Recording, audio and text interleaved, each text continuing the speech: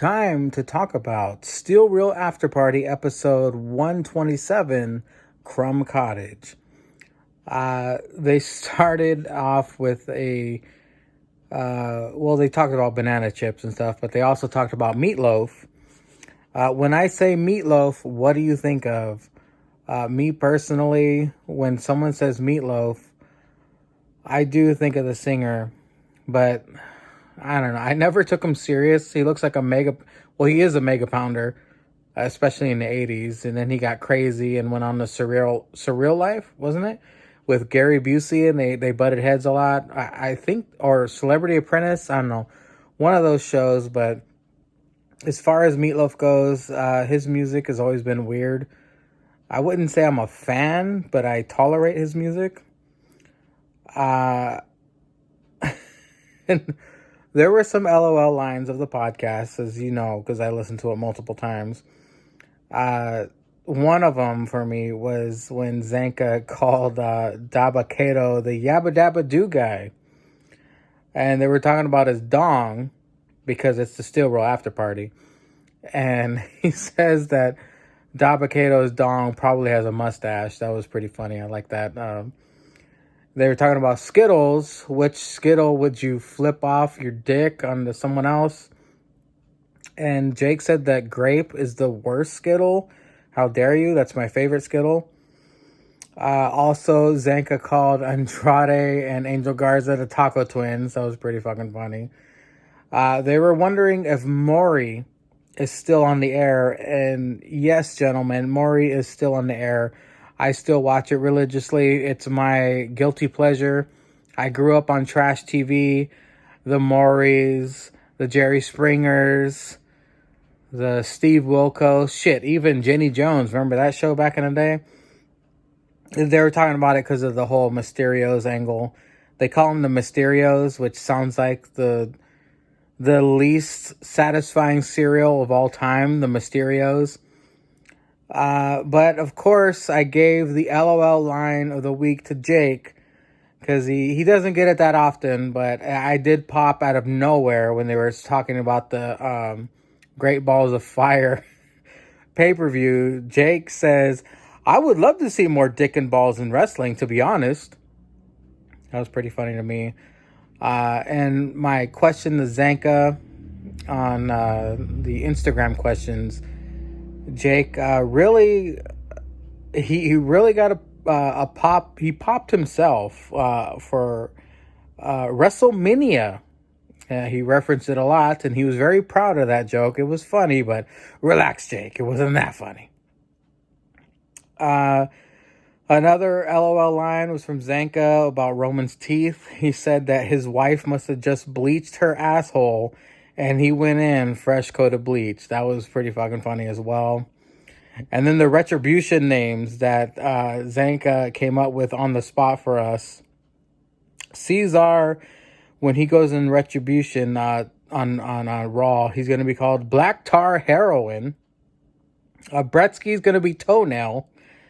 Mr. Tryon is Crumb Cottage, which is the title of this episode. I'm Flapjack, apparently. I'd rather be Sniff, like what Zanka posted. Zank Chris is Goatee. Matthew JH 138 is New Balance 138.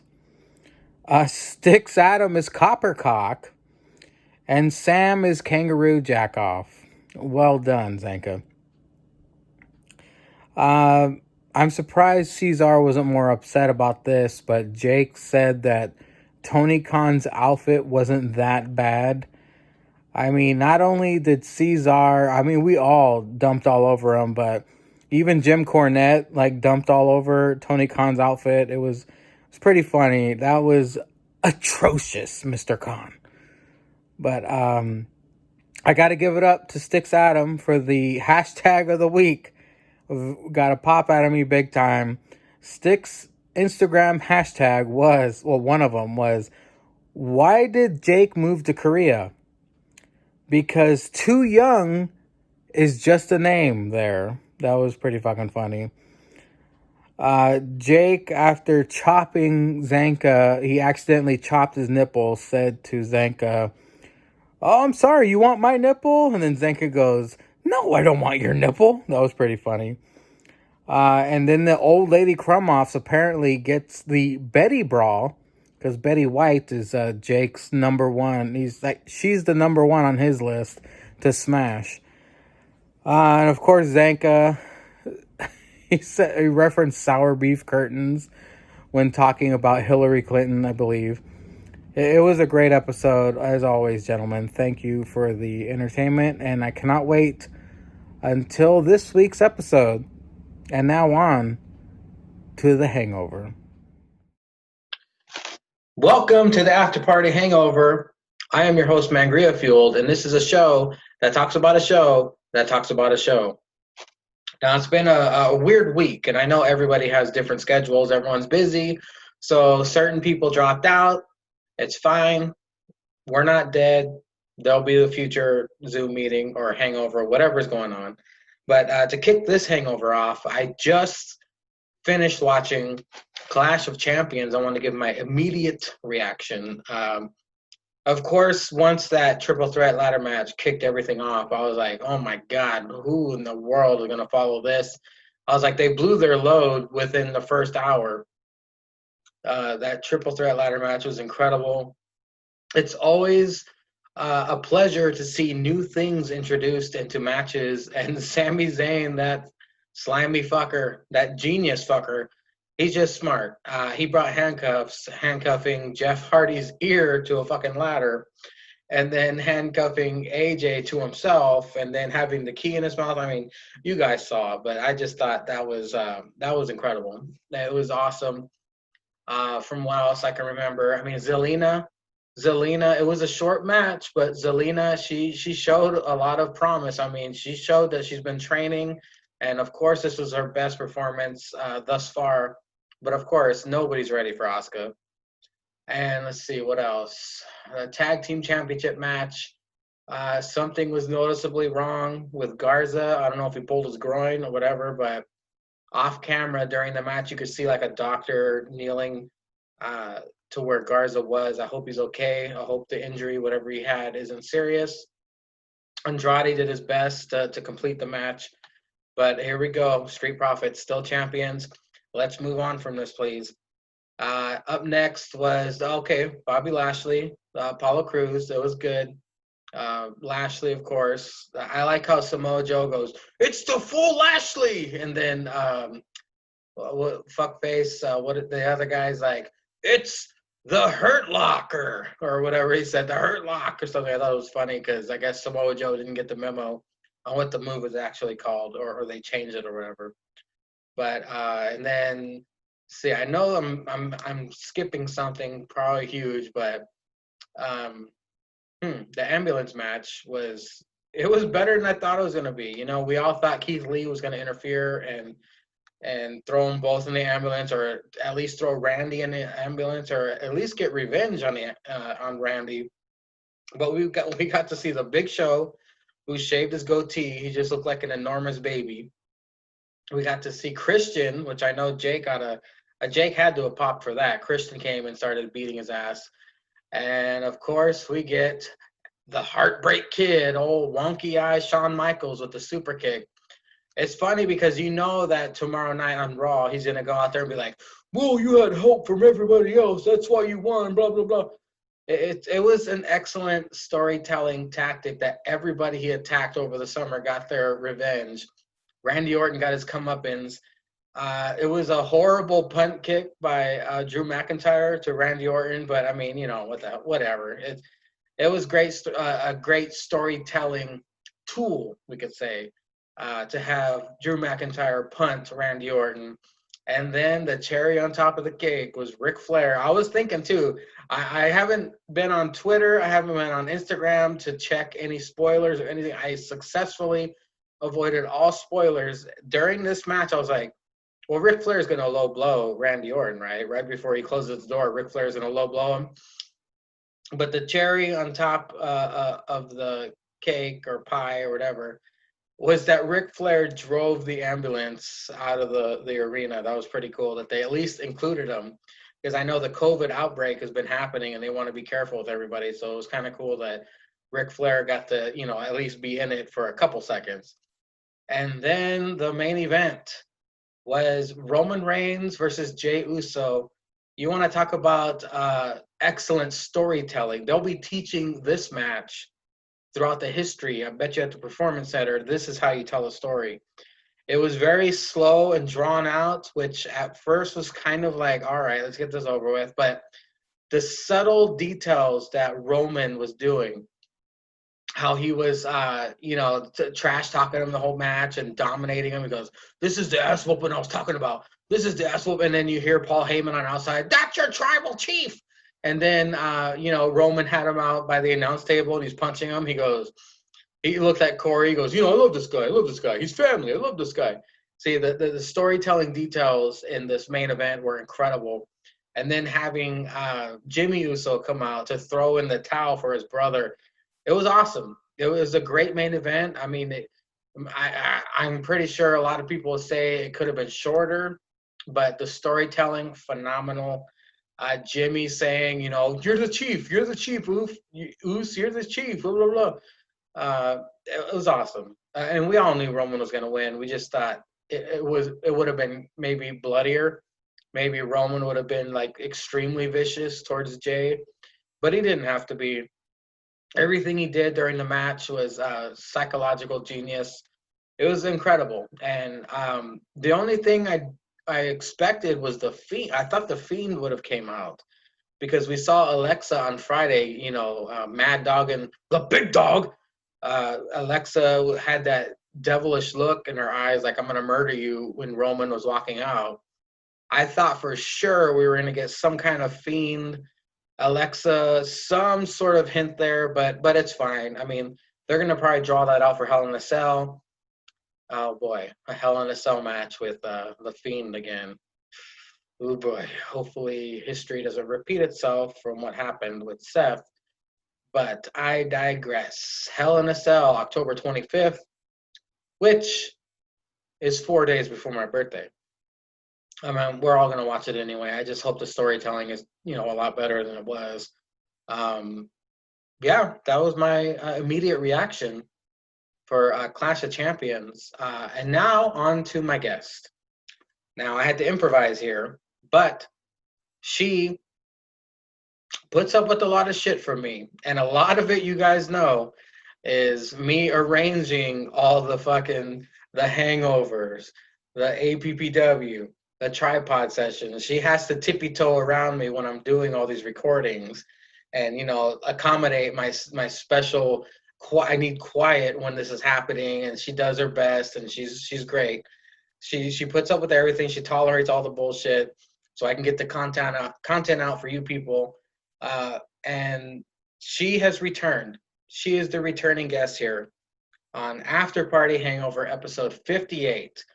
I bring to you this broken chair. No, I bring to you my wife, J Mad.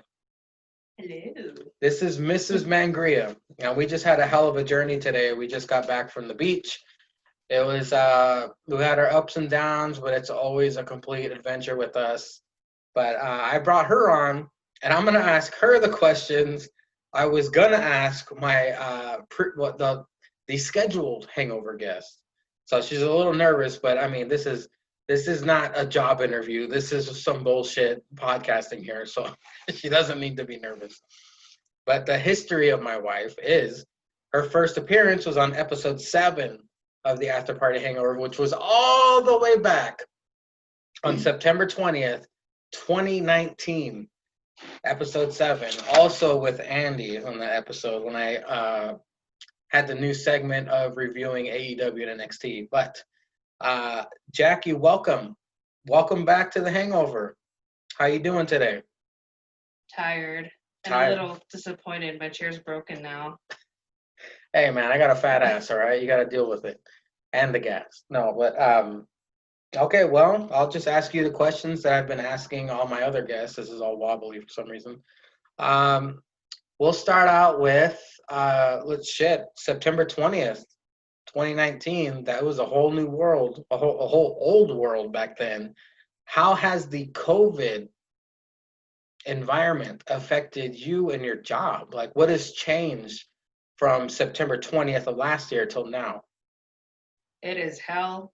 We have a ton of angry clients constantly yelling at us, cursing at us. I don't know why COVID changed it so much. I don't know if they're just kind of pissy because we have to change certain protocols, but we still tend to everybody. But I think the biggest change would be like everybody's home. By the way, I work with pets, so She's an assistant to the vet tech. So she works around pets in a pet hospital within a PetSmart. And I think the biggest change is that people are at home now with their pets, and they just notice the slightest little changes with their dogs, cats, whatever, and people just freak out when they see certain things, and if we can't get them in immediately, they just start chewing us out. So. Well, that sounds like a normal work day. Does COVID have anything to do with that? Well, how about this? Do pets get COVID? Studies have not confirmed that they do. I know certain animals have came out with being COVID positive, but pets do have their own strain of coronavirus. It's been around for ages, so they're trying to do studies whether that was affecting the actual COVID testing, because pets don't have specific antigen testing right now for the COVID virus right now. Well, I mean, shit. When humans got it, people were freaking out. But if pets can get it, that's just like, I mean, 2020 just has to end. My God, we need to get rid of this fucking year. This is bullshit. There's a story to that. So me and my coworker got on this lady's case because California, it's always hot. She had the Siberian Husky in her car for 20 minutes. The dog was heavily panting, and we finally found the owner. Took us about 10 minutes to locate her before we broke her windows. We found her, and she's like, well, she started making so many excuses because we got on her really bad. And she just started saying, like, well, my dog has water in the car. We're like, your dog is about to go into respiratory distress, heat stroke. It's not okay to leave your dog in there. Well, the window's cracked. We're like, that's not enough. Imagine wearing a fur coat and sitting in your car for 5 minutes. See how you feel. Well, I don't want my dog to catch COVID in the store. You could bring in your pets. People are still bringing their pets into the pet store, but she was just making excuses after excuses. I actually waited to see if she ran back outside because I was about to call police or actually break the window open once the dog started getting into heat stroke. Because that poor dog was suffering in the car because she was shopping in PetSmart with their kids, and she leaves the dog in the car, which doesn't make sense because she could have just borrowed a leash or something and taken the dog in the store with her. Or she could have left the dog at home. See, this is the shit I gotta hear every day when she gets home from work. Just people are awful. They're awful drivers and they're awful pet owners. Maybe people should get licenses before they own pets as well. I don't know. But I mean, I guess that's why they have background checks for fucking adoption for pets. But anyway, my next question is going to be a little difficult. I just need you to come up with 4 wrestlers. Jackie, who is on your Mount Rushmore of wrestling? You just need to name 4 wrestlers. I like Shinsuke, Cesaro, and I still love Taker. I love Undertaker. And who was my other? Randy Orton. That's her Mount Rushmore, ladies and gentlemen. Those 4. Why Cesaro? I'm surprised you're giving him credit. Cesaro's hot with his pepperoni nipples. You like that shit? He's fucking balding like me. Have you seen the rest of him? No, I'm just kidding. Wow, I didn't know you liked the Swiss Superman like that. No, he's a good wrestler too. Because when seeing him wrestle with Sheamus and everything, I thought that was pretty cool. Because he didn't seem to get like a lot of TV time. You know what's funny is she has no idea that Shinsuke and Cesaro are the SmackDown Tag Team Champions. I know. Oh, you knew that? I follow their Instagram. Oh, okay. Okay, well, that's cool. Shinsuke, Cesaro, Taker, Randy. That's her Mount Rushmore. And the last hard-hitting question I gotta ask you, Jackie. What was the last movie you watched? Oh, Wow, this is the one that she has trouble with. the last movie. I could have sworn it was something on Netflix that we watched. Oh, Wasn't it Bill and jeez. Ted? Oh yeah, I forgot you rented Bill and Ted. Bill and Ted Face the Music. I think that's the last one she watched because we just watch TV shows and anime and all that shit otherwise. Big old dork. But Bill and Ted Face the Music, what'd you think of it? Not bad. I haven't even seen the other movies that they made. See, she's so young, she's not aware of the history of Bill and Ted. There's Bill and Ted's Excellent Adventure, Bill and Ted's Bogus Journey, and Bill and Ted Face the Music. She saw part 3 and she still liked it.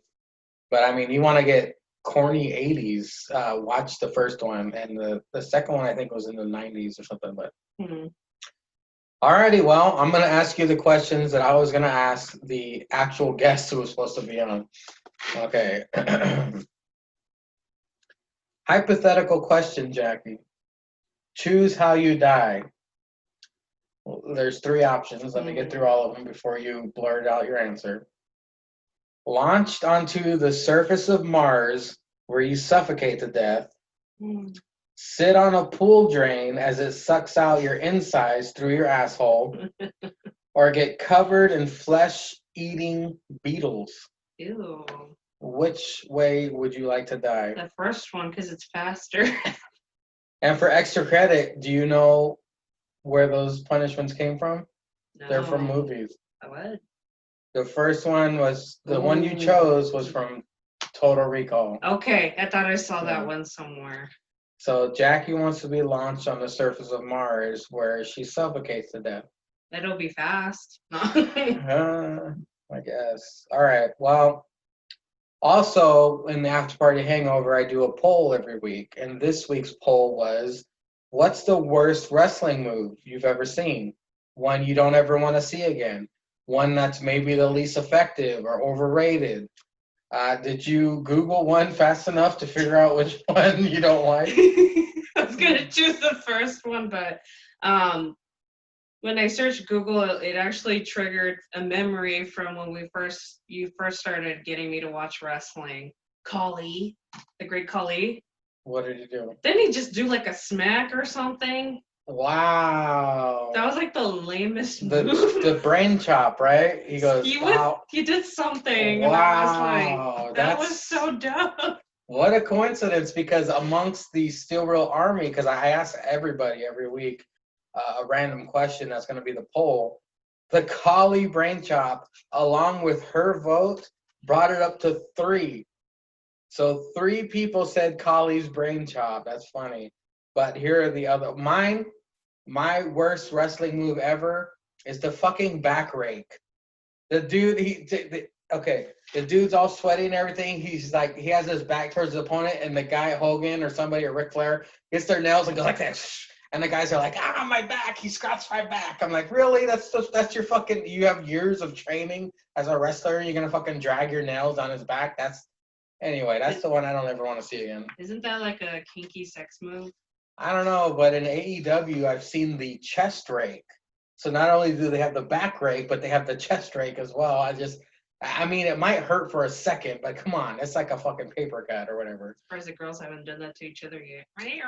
Well, they'd probably have a wardrobe malfunction if they did that. But the other worst wrestling moves amongst the Steel Real Army are Byron Saxton's finisher, which was kind of like Byron Saxton's NXT finisher was like a release Russian leg sweep. It was really weird. I had to Google it because I don't even remember Byron Saxton's career, but I saw his finisher. It was like a weird fucking Russian leg sweep release. I don't know. Google it. You'll see what I'm talking about.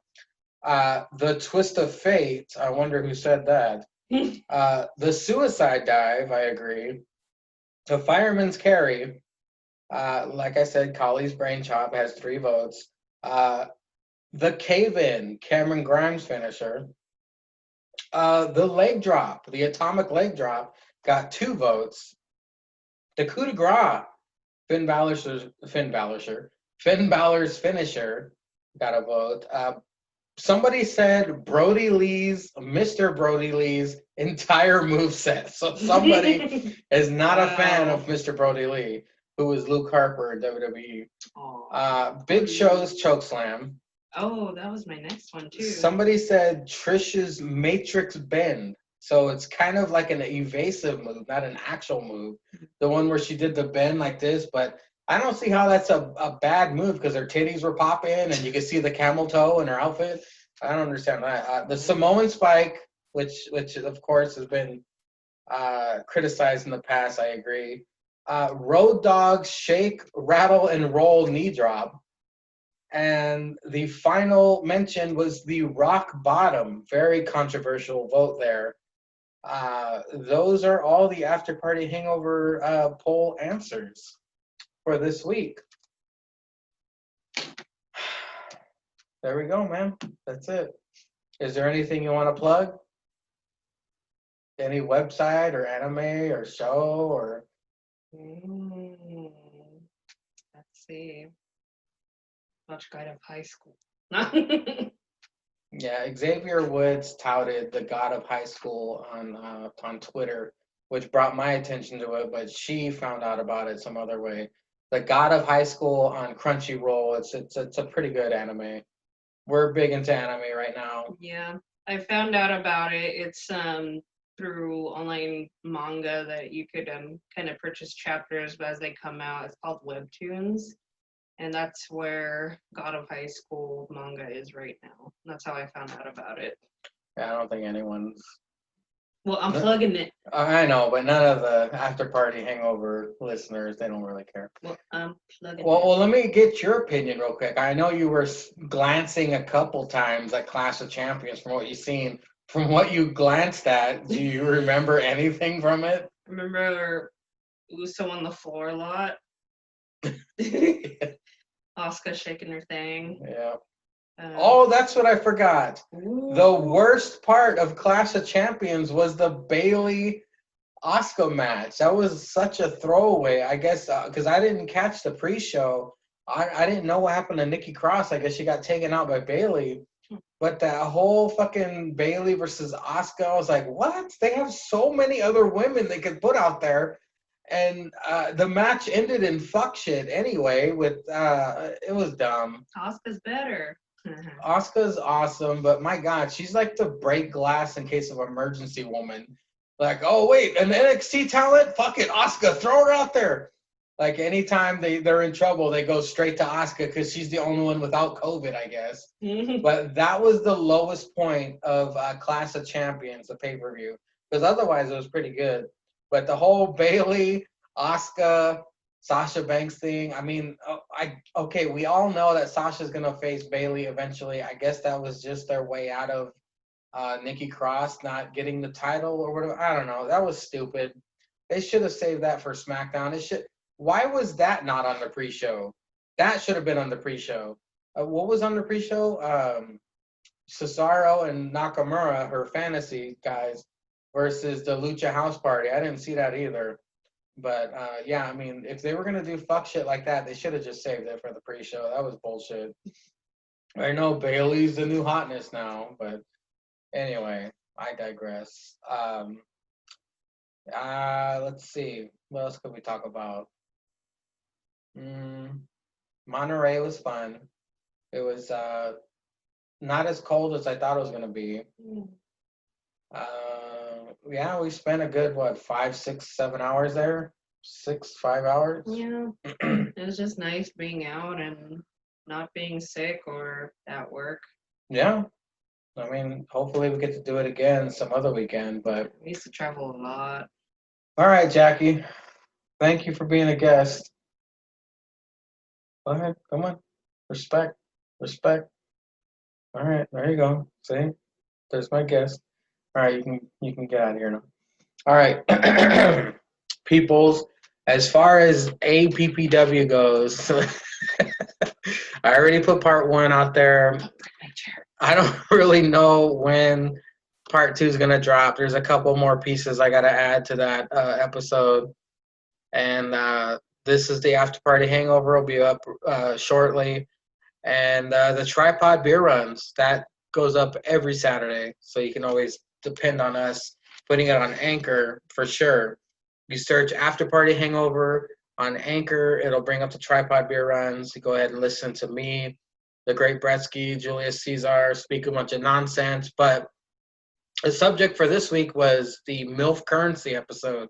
Very entertaining. Go ahead and check that out. And you know what? Thank you all for watching this little quickie. After Party Hangover episode 58 was a quickie. But thank you for watching. And as always, all hail Alinda's Bush.